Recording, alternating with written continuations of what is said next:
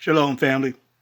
Yeah, this is part two of when will the next king sit on the throne of Judah and who?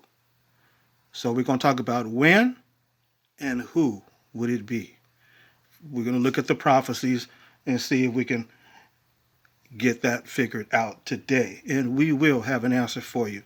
So let's just jump right into this and let's see what we can learn. When will the next king sit on the throne? And who would that be? Now, we do remember in part one, we talked about the prophecy of Daniel in chapter 4 and how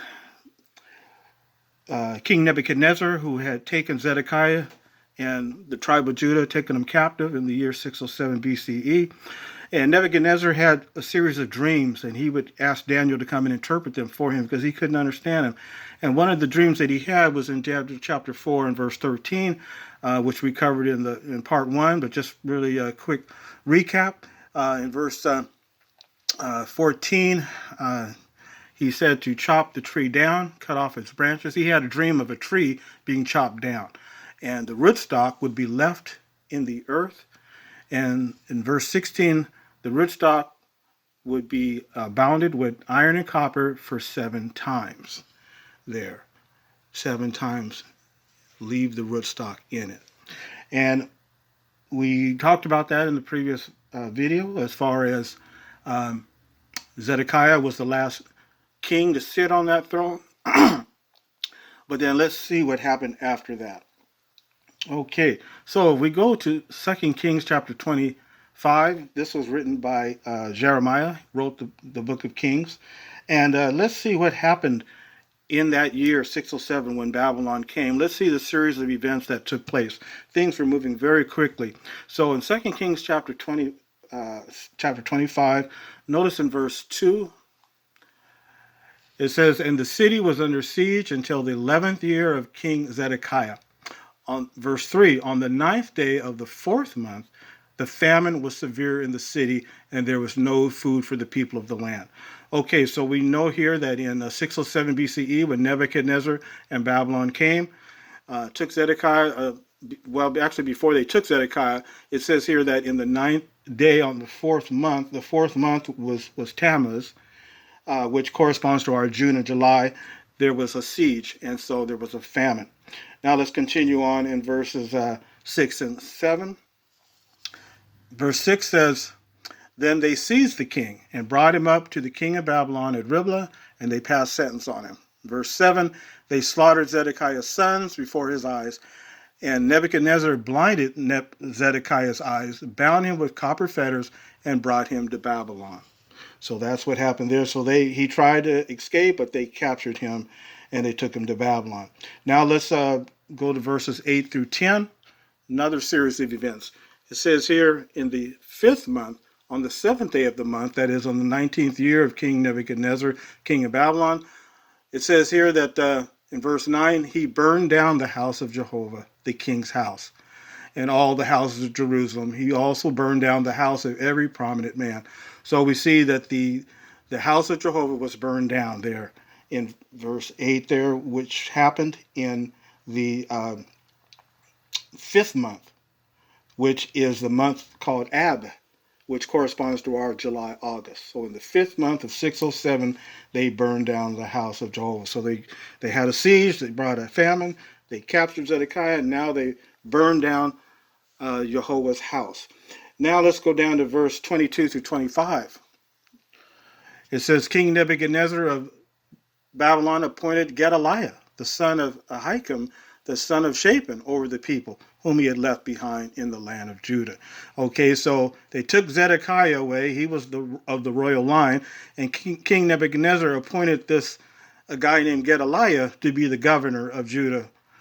He was not of the royal line. In fact, Jehovah didn't appoint him.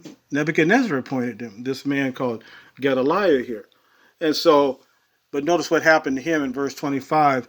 In the 7th month, Ishmael, the son of Nethaniah, the son of Elishama, who was of the royal line, came with 10 men, and they struck down Gedaliah, and he died, along with the Jews and the Chaldeans who were with him. So they basically assassinated Gedaliah there. They struck him down. and they assassinated him. So it was accomplished by the 7th month, as it says there. The 7th month is the month of Tishri, and Tishri is, in the Jewish calendar, it's the 1st month of the civil year and the 7th month of the religious year, and it coincides with parts of September and October. And it mentioned a little bit of it over here as well, that it's usually a month of 30 days, and it usually occurs in September, October. So that is what the month of Tishri is there. So that's what occurred. He was killed, assassinated in the month of Tishri, which is our September, October. So after that, after Gedaliah was dead, there was no one anymore sitting on that throne. Zedekiah was the last royal king on the throne, and Gedaliah was the last person on the throne. And that went along with what Ezekiel prophesied about. In Ezekiel chapter 21 and verse 26 and 27, it says, "This is what the sovereign Lord Jehovah says. Remove the turban, take off the crown. This will not remain the same. Raise up the low one and bring the high one." Verse 27, "A ruin, a ruin, a ruin I will make it, and it will not belong to anyone until," notice this, friends, "the one who has the legal right comes, and I will give it to him." So that's what Ezekiel prophesied about. And that goes along with Genesis chapter 49 and verse 10. You remember that. Moses wrote here in Genesis, "The scepter will not depart from Judah, neither the commander's staff from between his feet until Shiloh comes." Okay, until Shiloh comes, and to him the obedience of the people will belong. And Shiloh means he whose it is, or he to whom it belongs. So the scepter would not depart from Judah until Shiloh comes. Okay, so we know that in Bible prophecy, as we mentioned in part 1, a day in prophecy can mean a year, and vice versa. So in that prophecy of Daniel chapter 4 that we talked about earlier, it had the vision of the dream of the tree being chopped down, and that it would be bound, the rootstock would be bounded for 7 times. So now let's do the math on this. The years were 360 days long, as we previously discussed, and 7 times or 7 years, the prophetic years. So 7 times 360 comes out to be 2,520 days. However, nothing seriously occurred in 7 years. Nebuchadnezzar, of course, he lost his sanity for a minute. He was a werewolf for a little bit, but that was just a minor fulfillment. This was a major fulfillment, because as it said in Daniel chapter 4, that Jehovah, as it say there in verse 17, that you will know that the Most High is ruler in the kingdom of mankind, and that he gives the kingdom to whoever he wants. And as we already said in Ezekiel, it would come to who has the right, and Genesis said it would come through the line of Judah until Shiloh comes. So let's do the math on that. If we go to, if Nebuchadnezzar took Zedekiah in the year 607, in the 7th year, which was Tishri, October. So we have early October 607 BCE to December 31st, 607 BCE. That's 1/4 of a year, October, November, December. Then we go from January 1st, 606 BCE to December 31st, 1 BCE. That's 606 years. And of course, there was no 0 year in the Roman calendar. So it went from 1 BC to January 1 CE. So we go January 1 CE to December 31st, 1913 in our 20th century.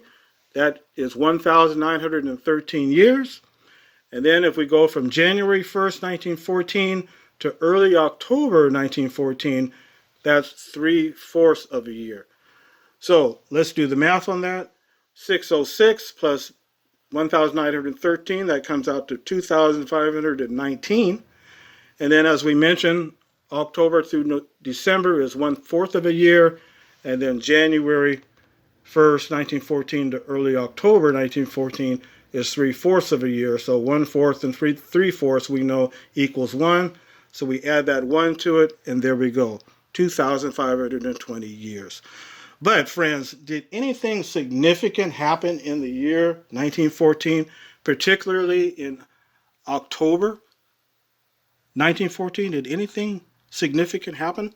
If this prophecy is correct, that this would be when the king would sit on the throne of Judah after 2,520 years, the 7 times. Because remember, the Gentile time started when Zedekiah was taken off the throne and Gedaliah was assassinated. That began the Gentile times. So what significantly happened? Well, let's take a look. We have in the New York Times, the Archduke Francis Ferdinand and his consort, the Duchess of Hohenberg, are assassinated while driving through the streets of Sarajevo, Bosnia. So that happened in June of 1914. Okay, let's see what else occurred. And then by August 5th, 1914, England declares war on Germany. British ships are sunk. French ships defeat German. Belgium attacked. Men engaged in, look, it says here, the Great War of 8 nations. Great English and German navies about to grapple. And even Lusitania is involved in that. And this was before the United States got involved in it. So this was the Great War. This was August 1914. Well, let's happen some more. By October 1st, this article here, headline news, Germans push steadily back on onslaughts of the Allies. 6 million fight in the Russian war. This is October 1st, 1914. And then let's take a look at another one. By October 2nd, this was the headline. So this Great War is getting worse and worse. And then by October 5th, 1914, we have this. The big battle, the Great War that's taking place. So I want to show you something that's very interesting, brothers and sisters. Here are 2 books that I have in my possession here in my book collection. This is a book called Thy Kingdom Come, A Helping Hand for Bible Students. This book was written in the year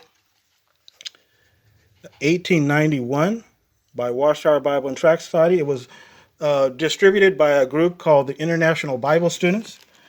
And here on page 304, 305, it says here, look at here, the times of the Gentiles will expire with the year 1914. Interesting. Let's take a look at the next one. This is a book called The Time is at Hand by the Bible Students, the International Bible Students.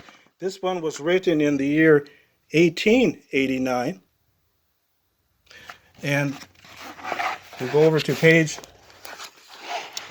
170.